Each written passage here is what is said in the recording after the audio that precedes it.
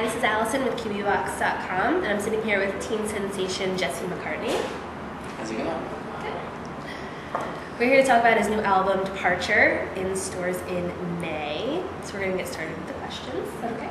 Let's do it. All right. Can you describe your new album, Departure? Yeah, well, we landed on that name simply because it kind of sums up my life in the last couple of years. In all sorts of ways.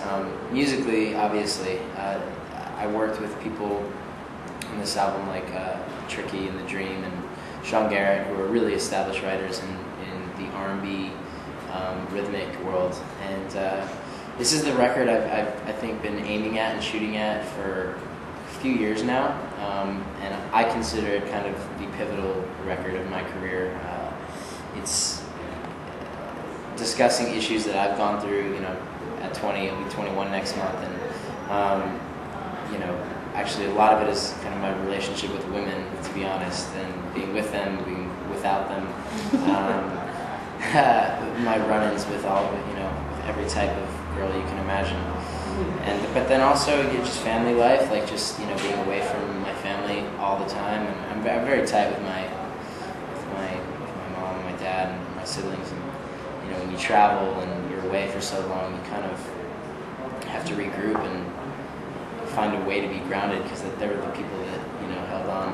So, and I'm living on my own now. I'm in Los Angeles. I've been there for 4 years, and it's kind of been a whirlwind. So that's the title we landed on. And as musically, it's like I said, it's very, very R&B, still pop and like radio friendly, but it's got more of a rhythmic vibe underneath it all. How does it differ from your last two? Well, it just kind of really, I think, is going to show a lot of growth. The fans that I originally had when I was 16 and released the debut record, which was Beautiful Soul, they were all 14, 15, 16 years old, and now they're all my age, 20, 21, 22, and I wanted to make a record that those people are going to relate to, are going to want to listen to, because that's what any artist, like if you ask them, you're making a record, it's not for yourself, for your fans, for the people who love you and adore you and take care of you, and so the record's for them, and I wanted it to be accessible for them, and I wanted them to be able to connect with it and understand the issues and the things that I'm talking about. So as far as the difference musically is just that it represents growth. Lyrically, the content is definitely, there's a little bit more there. With my second album, Right Where You Want Me, it was more of pop rock thing, and it was good, and I think that record needed to happen. For me, I like to call it was kind of like musical puberty. Like it was kind of like a middle stage for me that was kind of it was just interesting, to say the least. And the label, especially my record label, came to me and said, we know your background in like R&B and your writing background, and we just think that you should be working with more of these people.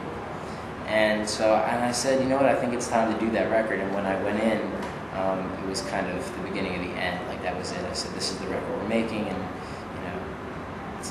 this is what it's got to be. So. Obviously, you're working with a lot of really hot producers. Mm-hmm. What was it like working with them, especially like Tricky and J.R. Roden as well? Yeah. Well, I definitely worked with some of the best people in the game, and I certainly I learned a lot, and I tried to absorb like everything I could from that world, because it's such a different world. And a lot of the record I recorded in Atlanta. With Sean Garrett, I did 4 tracks with Sean Garrett, who's written for everyone. He did Run It for Chris Brown and Beyonce and Sierra, for Usher. He's had like 9 #1 hits in the last 3 years, and he's really, really dialed into what people want. And he and I had an instant connection in the studio. We wrote some great songs together, and then there was other people, like you said, J.R. Roden, who obviously has had a huge year with Sean Kingston, and that's his artist. And JR's a cool guy, I think a lot of people have this preconceived notion in their head. He's really kind of like a little kid in the studio, and he's super talented. He's like an amazing piano player. You never really realize. And then with Tricky and Dream, I heard that song, and I asked, I said, it kind of sounds like Dream's style of writing, you know? And Dream obviously wrote Umbrella and Shorty is a 10 for Jay Holiday, and I'm sorry, Bed for Jay Holiday. And the two of them wrote this song, Leavin', and I heard it, and I said, of course, the demo singer was awful, and I heard it, and I was like, I don't know. But I listened to it a little bit more, and then the president of the label called and said, I think that could be your single. And so I flew to Vegas, I recorded the song, and I was thrilled when we finished it. I thought it was kind of a perfect way to put my first foot forward and enter these rhythmic doors in a subtle way. I definitely think so too. I listened to it in the right space. Oh, cool. Good first thing. Thanks, thank you. Do you have any favorite songs off the album? Yeah, definitely.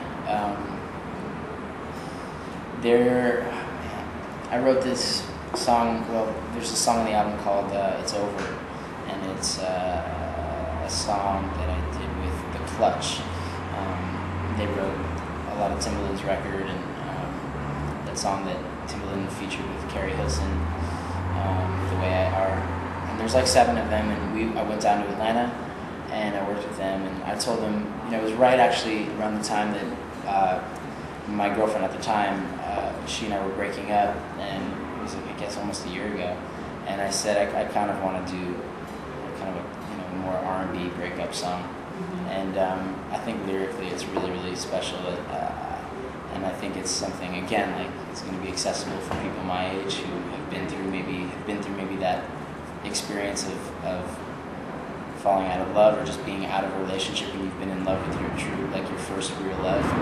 So, but there's other ones. There's a song called My Baby, which is really kind of has JR did it, and he's totally into this like 80s, really synth-driven sound right now. And the two of us got in, and I remember being out and about and with this girl, and she was the kind of person that would like walk into a room and just clear, like every head would turn, And at the time, she was my girl, which was great because I felt special. I was a little intimidated, by how amazing this person was, and it's kind of about just being out and about and realizing how amazing the person that you love actually is.